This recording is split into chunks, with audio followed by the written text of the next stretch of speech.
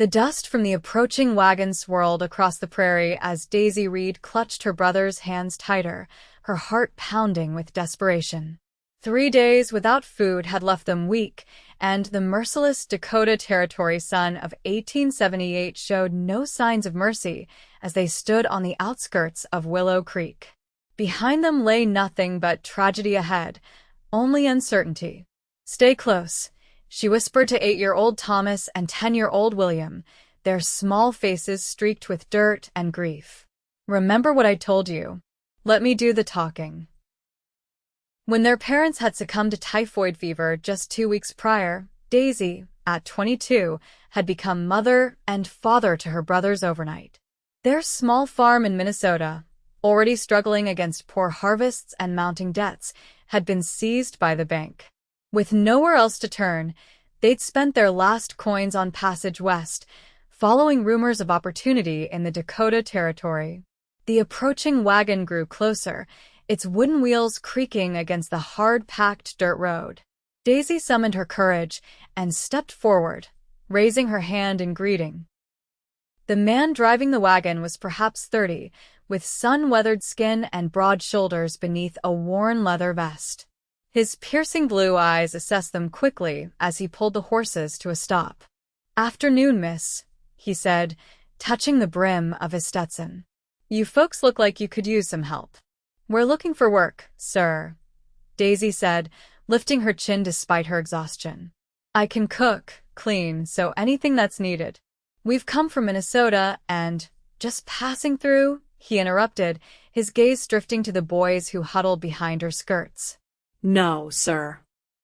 "Looking to stay, if possible. We've lost our parents and our farm." She swallowed hard. "I'm Daisy Reed." "These are my brothers, William and Thomas." The man studied them for a long moment. "Jacob Blackwood," he finally offered. "I own the Double B Ranch about 5 miles west of here." Hope flickered in Daisy's chest. "Mr. Blackwood, I'm not too proud to beg. We haven't eaten in days. I'll work harder than any man you've got, but please," her voice caught, "please let my brother stay too." His expression remained unreadable as he looked at the 3 of them.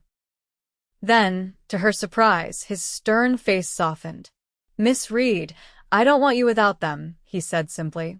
"My sister-in-law passed last winter, leaving my brother's 3 young ones in my care. Could use a woman's touch around the place. Reckon those boys of yours could help with the chickens and such."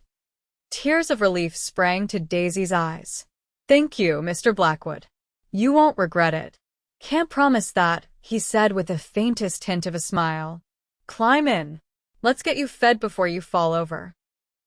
As Jacob helped them into the wagon, Daisy felt a strange flutter in her chest that had nothing to do with hunger. For the first time in weeks, she allowed herself to feel something beyond fear, something like hope. The Double B Ranch sprawled across the rolling prairie, its weathered buildings nestled against a backdrop of distant hills. The main house was modest but sturdy, built of rough-hewn timber with a wide porch wrapping around 2 sides. Several outbuildings, a corral, and a large barn completed the homestead. "It's not much," Jacob said as he helped Daisy down from the wagon, "but it's home." "It's beautiful," she replied sincerely, already imagining curtains in the windows and flowers by the door. 3 children burst from the house, 2 boys around 12 and 9, and a little girl no older than 6. They stopped short at the sight of strangers. "Uncle Jake, who are they?" the oldest boy asked, eyeing the newcomers with suspicion. "This is Miss Reed and her brothers," Jacob explained. "They'll be staying with us. Miss Reed will be helping around the house. Are you going to be our new ma?" The little girl asked bluntly, her eyes wide with hope. Jacob cleared his throat awkwardly. "Emma, that's not polite. Miss Reed is going to be working for us. These are my nephew and niece James, Matthew, and Emma." Daisy knelt down to the child's level. "Hello, Emma. I'm very pleased to meet you. And no, I'm not your new mother, but I'd be honored to be your friend." Emma considered this, then nodded solemnly. "Can you make apple pie? Our ma used to make the best apple pie." I make a fine apple pie, Daisy assured her with a smile. And these are my brothers, William and Thomas. The children regarded each other warily until Emma suddenly grabbed Thomas's hand. Want to see our kittens in the barn? We got 5. The ice broken, the children scampered off toward the barn, leaving Jacob and Daisy alone. They haven't been that excited about anything in months, Jacob said quietly. My brother John and his wife settled this land with me 6 years ago. John was killed by a falling tree last summer. His wife Sarah took ill this past winter. He shook his head. Been trying my best with them, but it's hard for a man alone, Daisy said gently. I understand. Well, he said, straightening his shoulders, let's get you settled. Mrs. Whitaker from town comes twice a week to help with the washing and such, but we need someone full-time. You'll have the small room off the kitchen. Your brothers can bunk with James and Matthew in the loft. That's very generous, Mr. Blackwood. Jacob, he corrected. We don't stand on ceremony here. You'll be paid fair wages, have Sundays to yourself. I expect hard work, honesty, and no nonsense. You'll get all 3, Daisy promised. That evening, after serving a simple but hearty stew that Jacob had already prepared, Daisy tucked all 5 children into bed. The boys were sharing stories and giggles within minutes, while little Emma had insisted on sleeping with one of the kittens from the barn. When Daisy returned to the kitchen, she found Jacob sitting at the table, a ledger open before him. He looked up when she entered. They settled in, all right? Like they've known each other forever, Daisy said, smiling. Children are resilient that way. Jacob nodded, his expression thoughtful. Would you care for some coffee? It's fresh. Daisy accepted gratefully, wrapping her hands around the warm mug. For the first time in days, she felt the tension beginning to leave her body. May I ask what brought you out this way, Miss Reed? Dakota Territory isn't exactly known for being hospitable to women alone. Daisy, please, she said. And desperation, mainly. After our parents died, there was nothing left for us. I heard there were opportunities out west. She paused. I couldn't let my brothers end up in an orphanage. Jacob's eyes softened. That shows character. Not everyone would take on such responsibility. They're all I have left, she said simply. I'd do anything for them. I understand that feeling all too well, Jacob replied, his gaze drifting toward the children's rooms. When John died, I promised him I'd look after his family. Never thought I'd be raising 3 children on my own. You're doing a fine job, Daisy assured him. They seem happy, despite everything. Jacob looked skeptical. They need more than I can give them. Emma especially needs a woman's guidance. Well, I'm here now, Daisy said with quiet determination. And I promise you, Mr. Blackwood, Jacob, I won't let you down. Their eyes met across the table, and something unspoken passed between them, a recognition, perhaps, of kindred spirits bound by duty and love for children not their own. The next morning, Daisy rose before dawn, determined to prove her worth. By the time Jacob came in from the early chores, she had breakfast waiting: biscuits, eggs, and coffee. The children tumbled in soon after, their eyes widening at the sight of a proper meal. Did you make all this? Emma asked in wonder. I did, Daisy replied, setting a plate before her. And if your uncle approves, I thought perhaps you might help me bake bread this afternoon. Emma's face lit up, and she turned eagerly to Jacob. Can I, Uncle Jake? Please. Jacob, who had paused in the doorway at the unexpected domestic scene, seemed momentarily at a loss for words. Then he nodded. If your chores are done, I don't see why not. The days quickly fell into a rhythm. Daisy rose early to prepare breakfast, tend to the washing, and keep the house in order. Her brothers adapted quickly to ranch life, with William helping Jacob's foreman with the horses and Thomas taking charge of the chickens and garden. In the evenings, Daisy would read to all 5 children before bedtime, stories of adventure and far-off places that transported them beyond the prairie. Jacob, for his part, found himself lingering over meals, making excuses to come back to the house during the day. The change in his home was remarkable. Curtains now hung at the windows, wildflowers brightened the table, and the smell of fresh bread and pie regularly wafted through the air. More than that, though, was the laughter, something that had been sorely missing since Sarah's death. One evening, about 2 weeks after the Reeds' arrival, Jacob returned from town to find Daisy on the porch, mending one of James's shirts in the fading light. "You should rest," he said, settling into the chair beside her. "You work too hard." Daisy smiled, not looking up from her stitches. "I like being busy. Keeps the mind from wandering to unhappy places." Jacob nodded in understanding.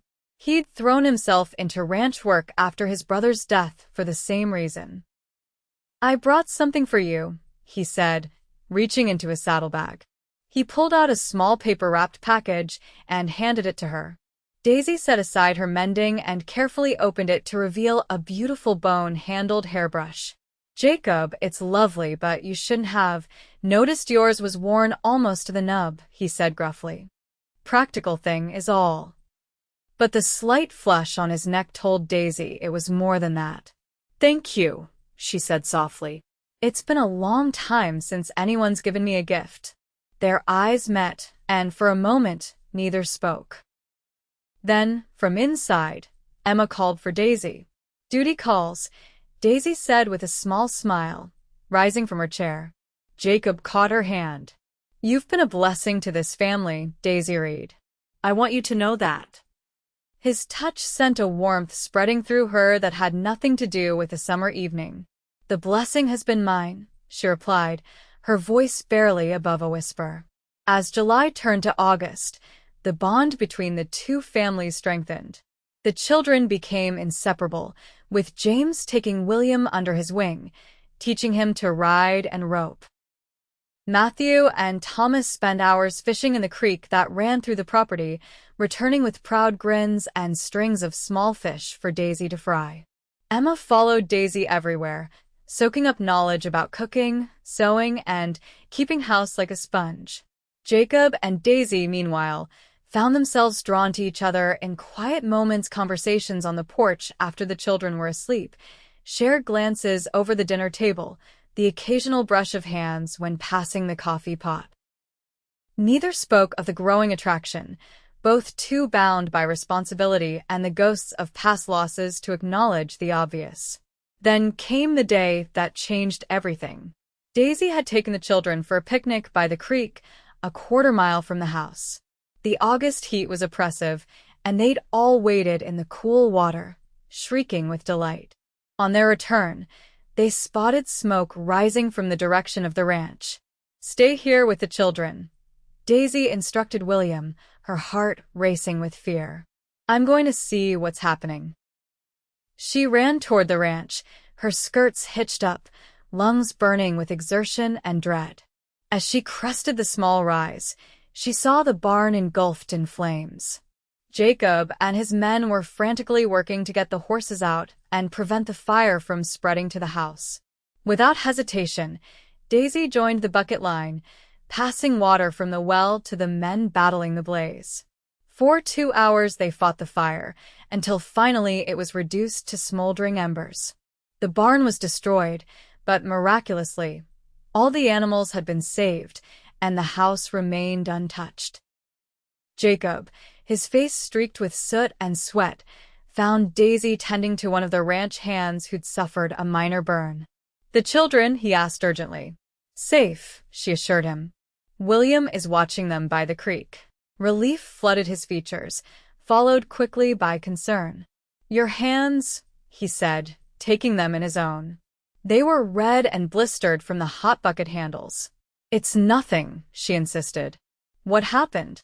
"Lightning strike, most likely," Jacob said, his thumbs gently caressing her injured palms. "We'll rebuild, but it'll set us back." Luckily, most of the hay was still in the fields. Daisy was acutely aware of his touch, of his proximity. I should get back to the children, she said, her voice unsteady. Jacob didn't release her hands. Daisy, he began, then stopped, seeming to struggle with his words. When I saw the fire, my first thought wasn't the barn or the livestock. It was you and the children. The thought of losing any of you. His voice trailed off, but his eyes conveyed what he couldn't say. Impulsively, Daisy reached up and touched his face, her fingers leaving a clean streak in the soot. We're all safe, she said softly. That's what matters. For a moment, it seemed he might kiss her. Then one of the ranch hands called his name, breaking the spell. Go to the children, Jacob said, reluctantly releasing her hands. Tell them everything's all right. That evening, after the children were asleep, Daisy found Jacob on the porch, staring out at the charred remains of the barn. She sat beside him, offering a cup of coffee. How bad is it? She asked. Jacob sighed. Could have been worse. We can rebuild, but it'll take time and money, both in short supply. We'll manage, Daisy said firmly. Jacob turned to her, a question in his eyes. We. Daisy flushed, realizing her presumption. I meant you'll manage. With everyone's help, of course. No, Jacob said quietly. I like the sound of we better. He took her hand, mindful of her blisters. Daisy, I know you came here looking for work, not complications. But I find myself thinking of you as more than just my housekeeper. Much more. Daisy's heart began to race. Jacob, let me finish, he said gently. I've been alone a long time. Never thought I'd want to change that until you and your brothers came along. You've brought life back to this ranch, back to me. I'm not asking for promises, not yet, but I wanted you to know how I feel. Daisy looked down at their joined hands. I came here with nothing but my brothers and the clothes on our backs. I never expected to find this. Whatever this is between us. And what do you think this is? Jacob asked, his voice low. Daisy met his gaze. Something I'm afraid to name, for fear it might disappear.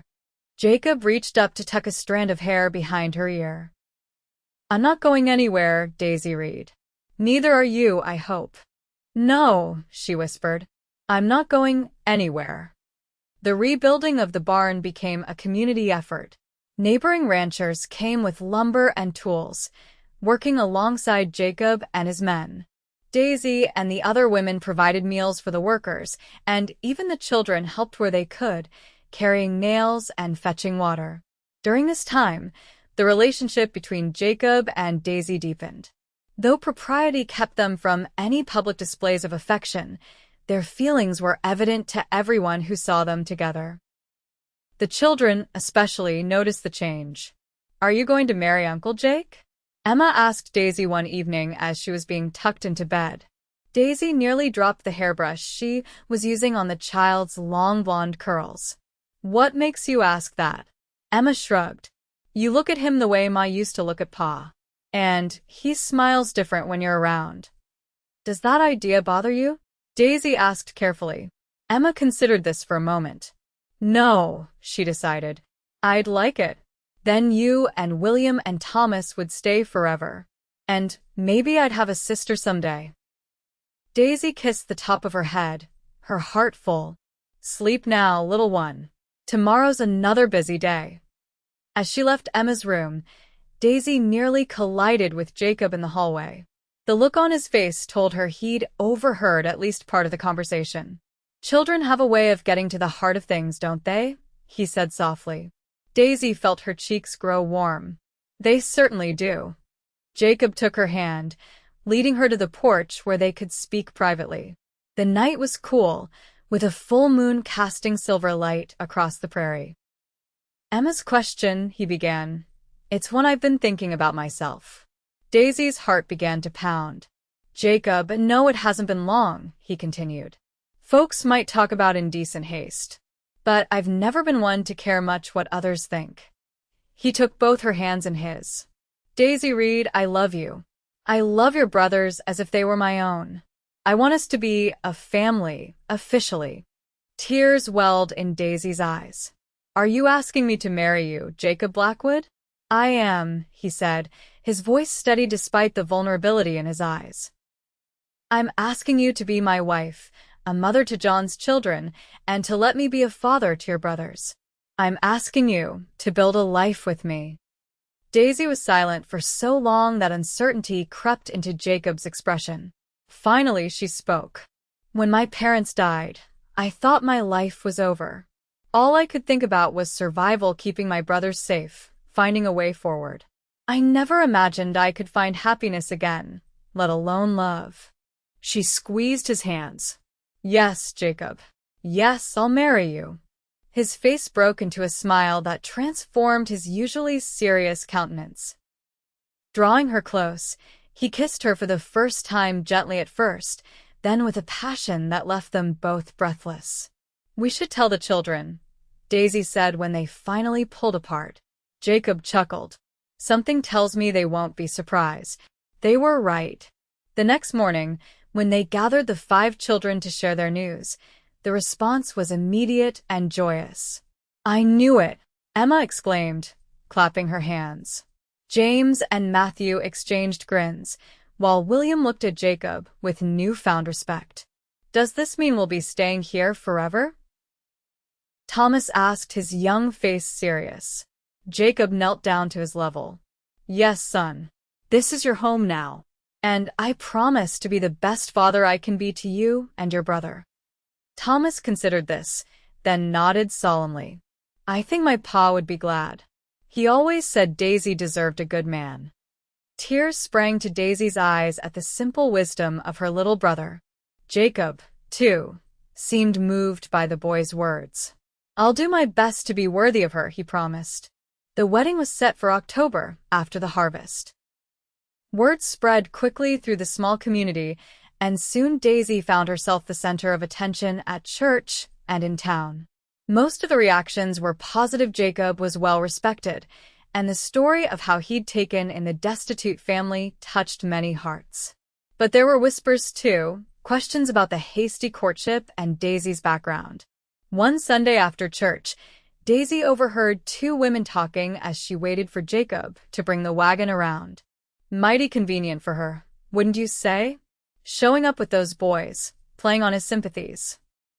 Now she'll be mistress of one of the finest ranches in the territory. And those children of his brothers, John would be turning in his grave if he knew some stranger was raising them.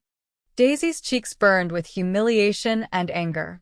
Before she could decide whether to confront them, another voice spoke up. "Ladies, I suggest you find something more constructive to do with your Sunday than spread malicious gossip." Mrs. Eleanor Henderson, the doctor's wife and one of the most respected women in the community, fixed the gossips with a stern look. "Jacob Blackwood has made his choice, and a fine one at that. Miss Reed has brought joy back to that household, and anyone with eyes can see they're in love." The women had the grace to look ashamed as they hurried away. Mrs. Henderson turned to Daisy with a kind smile. "Don't let them trouble you, my dear. There will always be those who can't bear to see others happy." "Thank you," Daisy said gratefully. "I just worry about the children hearing such things. Children are remarkably resilient, and those 5 have a solid foundation of love now, thanks to you and Jacob." Mrs. Henderson patted her arm. "Now, I understand you're in need of a wedding dress. I have my daughter's packed away. She's in St. Louis now, with 3 children of her own. It would be my pleasure to see it worn again." Daisy was touched by the gesture. "That's very kind, but I couldn't possibly—" "Nonsense," Mrs. Henderson interrupted. "Consider it my wedding gift. Besides, there's no dressmaker within 50 miles who could make you something suitable in time." And so it was decided. The following week, Daisy visited the Henderson home to try on the dress, a lovely creation of ivory silk with delicate lace at the collar and cuffs. With a few minor alterations, it fit as if it had been made for her. "You look beautiful," Mrs. Henderson said, her eyes misting. Jacob won't know what hit him. As the wedding approached, the ranch was a flurry of activity. The new barn was completed, the harvest brought in, and preparations made for the ceremony and celebration. Jacob insisted on doing things properly, sending to Bismarck for a justice of the peace since the nearest minister was 2 days' ride away. The night before the wedding, after the children were asleep, Daisy found Jacob on the porch, gazing at the stars. Having second thoughts? She asked lightly, though a small part of her feared his answer. Jacob turned, his expression softening at the sight of her. "Not a single one," he assured her, drawing her into his arms. "Though I am wondering if I'm dreaming. Never thought I'd be this fortunate." Daisy rested her head against his chest, listening to the steady beat of his heart. "I keep thinking about how close we came to never meeting. If we'd taken the stage a day earlier or later." "I don't believe in coincidence," Jacob said, his voice rumbling beneath her ear. "I believe you were meant to find your way here, to us." Daisy looked up at him, her heart full. "I believe that too." He kissed her then, a kiss full of promise and longing. "Tomorrow," he murmured against her lips, "you'll be my wife." "And you'll be my husband," she replied, the words filling her with wonder. The wedding day dawned clear and crisp, the prairie adorned in autumn gold. The ceremony was held in front of the house, with neighbors and friends gathered to witness the union. Emma scattered wildflower petals along a makeshift aisle, while the 4 boys stood proudly at Jacob's side, each wearing new shirts for the occasion. When Daisy appeared on the porch in Mrs. Henderson's ivory dress, a simple wreath of fall flowers crowning her dark hair, a hush fell over the gathering. Jacob watched her approach, his face alight with love and pride. The justice of the peace, a kindly older man named Judge Wilson, performed a simple but heartfelt ceremony. When it came time for the vows, Jacob surprised Daisy by having prepared his own. "Daisy Reed, when you came into my life, I was a man half living, buried in obligation and grief. You brought light back into my home and heart. Today, I promise to love and cherish you all the days of my life. I promise to be a father to your brothers, to protect and guide them as my own. I promise that no matter what challenges we face, we will face them together." Tears streamed down Daisy's cheeks as she responded with her own vows. "Jacob Blackwood, you offered shelter when we had none, hope when we'd lost ours, and love when I thought my heart would never heal. Today, I promise to stand by your side through whatever life brings us. I promise to love your niece and nephews as my own children. I promise to build a home filled with laughter and love, to be your partner, your comfort, and your joy for all our days." Judge Wilson beamed at them. "By the authority vested in me by the Dakota Territory, I now pronounce you husband and wife. You may kiss your bride, Mr. Blackwood." Jacob didn't hesitate, gathering Daisy in his arms for a kiss that brought cheers from the assembled guests. When they parted, both were laughing through tears of joy. "May I present Mr. and Mrs. Jacob Blackwood," the judge announced, and another cheer went up. The celebration lasted well into the evening, with food, music, and dancing in the yard. The children ran about excitedly, relishing their role in the day's events and the attention from guests. As the sun began to set, Mrs. Henderson gathered the children. "These young ones will be staying with the doctor and me tonight," she informed the newlyweds with a knowing smile. "James is quite excited to see the doctor's medical books, and Emma has been begging to play with our new kittens." Daisy blushed, understanding the woman's intentions. "That's very kind, but no arguments," Mrs. Henderson said firmly. "Every bride deserves a proper wedding night. We'll bring them home tomorrow afternoon." After saying goodnight to the children and seeing off the last of their guests, Jacob and Daisy found themselves alone in the house for the first time since they'd met. An unexpected shyness fell between them as they stood in the kitchen. "Would you like some coffee?" Daisy asked, falling back on familiar routines. Jacob shook his head, taking her hands in his. "Daisy Blackwood," he said, testing the name on his tongue. "My wife." The simple words sent a thrill through her. My husband, she replied, her voice barely above a whisper. He drew her closer, one hand cradling her face. I've waited so long for this day, he murmured, his thumb tracing the curve of her cheek. For you. Their kiss began gently but quickly deepened, months of restrained desire finally finding expression. When they parted, both were breathing heavily. I should warn you, Jacob said, his voice husky. I have very little experience with that as Sarah was the only woman I've ever. Daisy silenced him with another kiss. I've never been with anyone, she confessed when they parted. We'll learn together. Relief and tenderness washed over Jacob's features. Wordlessly, he swept her into his arms and carried her to what was now their bedroom. There, in the soft glow of lamplight, they discovered each other as husband and wife, their union as natural and beautiful as the prairie sunset. Later, as they lay entwined beneath the quilts, Daisy rested her head on Jacob's chest, listening to the steady rhythm of his heart. Happy? He asked, his fingers playing with a strand of her hair. More than I ever thought possible, she replied truthfully. It feels like a dream. Not a dream, he assured her, pressing a kiss to her forehead. Just the beginning of our story. The months that followed were a time of adjustment and deep joy for the newly formed family. The children quickly adapted to their new roles as siblings, with occasional squabbles but more often displays of loyalty and affection that warmed their parent hearts. Winter came early that year, blanketing the prairie in snow and confining them largely to the ranch. Jacob and the boys spent hours in the barn, tending to the livestock and making repairs to equipment. Daisy and Emma turned the house into a haven of warmth and comfort, with bread always baking and quilts in progress for the cold nights. In the evenings, they gathered around the fire.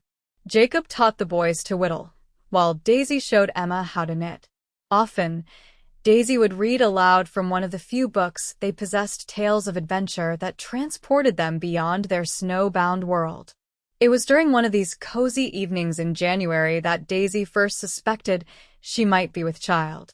She'd been feeling unusually tired, with certain foods suddenly unappetizing.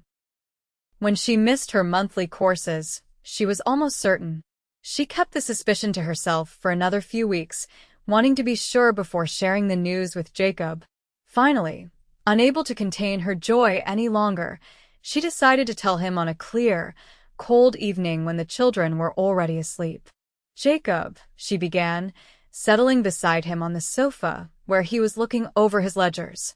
I have something to tell you. He looked up, his expression immediately concerned. Is everything all right? Everything is wonderful, she assured him, taking his hand and placing it on her still, flat stomach. We're going to have a baby. Jacob's eyes widened, comprehension dawning slowly. A baby? You're sure? Daisy nodded, her eyes shining. The baby should arrive in late summer, I think. For a moment, Jacob seemed frozen in place. Then, with a whoop of joy that surely woke the children, he pulled Daisy into his arms, lifting her off her feet and spinning her around. Careful, she laughed, clinging to his shoulders. I'm in a delicate condition, remember?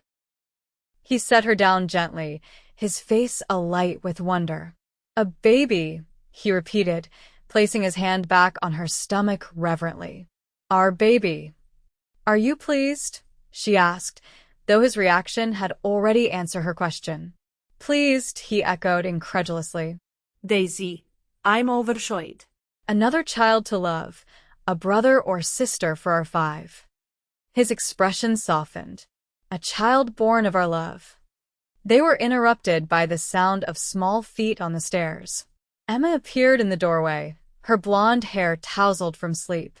Why is everyone shouting? She asked, rubbing her eyes. Jacob and Daisy exchanged glances, silently agreeing. Come here, sweetheart, Daisy said, holding out her arms. Emma patted over and climbed onto her lap. We have some exciting news. In a few months, you're going to have a new baby brother or sister. Emma's eyes widened. A real baby? Where is it? Jacob chuckled. Right now, the baby is growing in Daisy's tummy. It needs to stay there until it's big enough to come out and meet us. Emma placed her small hand on Daisy's stomach, her face serious. Hello, baby, she whispered. Then, looking up at Daisy, can I tell the boys? Please? In the morning, Daisy promised. They're sleeping now. But the boys weren't sleeping. Attracted by the commotion, all four had crept downstairs and were now hovering in the doorway. Tell us what? James asked. And so the news was shared that night, with all 7 of them huddled together in the warm parlor, making plans and suggestions for the newest member of their family. If it's a boy, can we name him after Pa? Matthew asked quietly. Jacob's eyes grew misty. I think that would be a fine idea, son. And if it's a girl, Emma declared, she should be named Sarah after our ma. Daisy looked to Jacob, uncertain if this would bring pain, but he nodded, squeezing her hand. John or Sarah, he agreed. Perfect names for our little one. As winter gave way to spring, Daisy's condition became more noticeable. The children were fascinated by her growing belly, especially when they could feel the baby kick. Jacob was attentive to a fault, insisting she rest more and trying to take on some of her duties. I'm having a baby, not coming down with consumption, Daisy would protest when he tried to stop her from her usual tasks. Women have been doing this since the beginning of time. Not my woman, Jacob would reply stubbornly. Not with my child. In truth, Daisy was touched by his concern, even when it bordered on overprotectiveness. She'd never had someone care so deeply for her welfare, and it made her feel cherished in a way she'd never experienced. The pregnancy progressed normally, though the summer heat made the last months uncomfortable. By August, Daisy was more than ready for the baby to arrive. She waddled rather than walked, found sleeping difficult, and struggled to keep up with the demands of 5 active children and a busy household. Jacob had hired a young woman from town, Jenny Miller, to help with the housework, much to Daisy's relief. Jenny was also the midwife's apprentice, which gave Jacob some peace of mind as Daisy's time approached. The birth came on a sweltering August night, beginning with Daisy waking to a sharp pain and a rush of fluid. Jacob, who had taken to sleeping lightly in anticipation of this moment, was immediately alert. It's time, Daisy said, gripping his hand as another contraction seized her. Jacob sprang into action, sending one of the ranch hands to fetch the midwife and Mrs. Henderson, who had promised to help with the children. Within an hour, the bedroom had been transformed into a birthing chamber, with Jenny and Mrs. Wilson, the midwife, calmly preparing everything needed. This isn't your first child? Mrs. Wilson asked as she examined Daisy. First one of my own, Daisy replied between contractions. But I helped deliver both my brothers. The midwife nodded approvingly. Good. You know what to expect then. This little one seems eager to meet you. You're already well along. Jacob paced outside the door, banished from the room but unwilling to go far. The children had been gathered in the boys' room, with Mrs. Henderson telling them stories to distract them from the occasional cries coming from their parents' bedroom. The labor lasted through the night and into the dawn. Daisy, despite her experience with her brother's births, found the pain more intense than she'd expected. But she was determined to bring this child into the world with strength and dignity. As the first rays of sunlight crept through the window, Mrs. Wilson announced, I can see the head. One more good push, Daisy. With a final, tremendous effort, Daisy bore down, and moments later, the cry of a newborn filled the room. A girl, Jenny exclaimed. A beautiful little girl. Mrs. Wilson quickly cleaned and wrapped the infant, then placed her in Daisy's waiting arms. She's perfect, the midwife declared. Strong lungs, good color. Daisy gazed down at her daughter, overcome with a love so powerful it brought tears to her eyes. The baby had a shock of dark hair and, when she briefly opened them, eyes that promised to be as blue as her father's. "Jacob," she called weakly. "Come meet your daughter."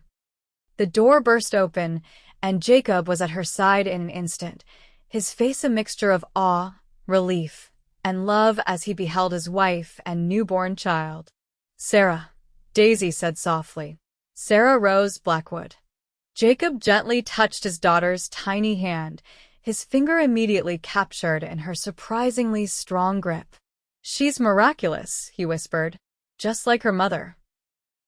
The children were allowed in soon after, filing in quietly with wide, curious eyes.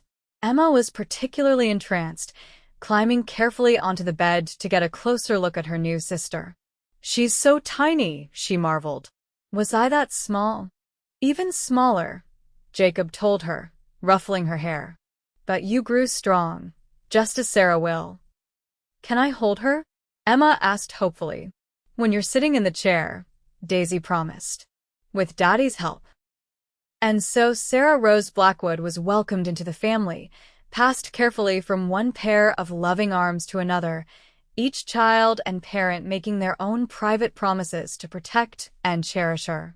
As Daisy watched her family, her husband, their 5 older children, and the precious newborn in Jacob's arms, she reflected on the incredible journey that had brought them to this moment. From desperate straits on the edge of Willow Creek to this home filled with love and laughter, they had come so far. "What are you thinking?" Jacob asked, noticing her pensive expression. "About that day we met," she replied softly. "How close I came to not asking you to take my brothers too. How different our lives would be." Jacob leaned down to kiss her forehead. "I think somehow we would have found each other anyway. Some things are meant to be." "I'm glad we didn't have to find out," Daisy said, reaching for his hand. "I don't want you without them either." As the children cooed over baby Sarah and the prairie sun climbed higher in the August sky, Daisy knew they had created something rare and precious, a family forged not just by blood but by choice, by love, and by the courage to take a chance on each other when the world seemed darkest. And in the years that followed, as the Double-B Ranch prospered and more children joined their family, the story of how they came to be was told and retold. How a desperate young woman with 2 small brothers met a lonely rancher with 3 orphaned children, and how together they built a life filled with more love and joy than either had dared to dream possible. Their legacy would live on through their children and their children's children, a testament to the enduring power of love and the family they had created on the wild Dakota Prairie.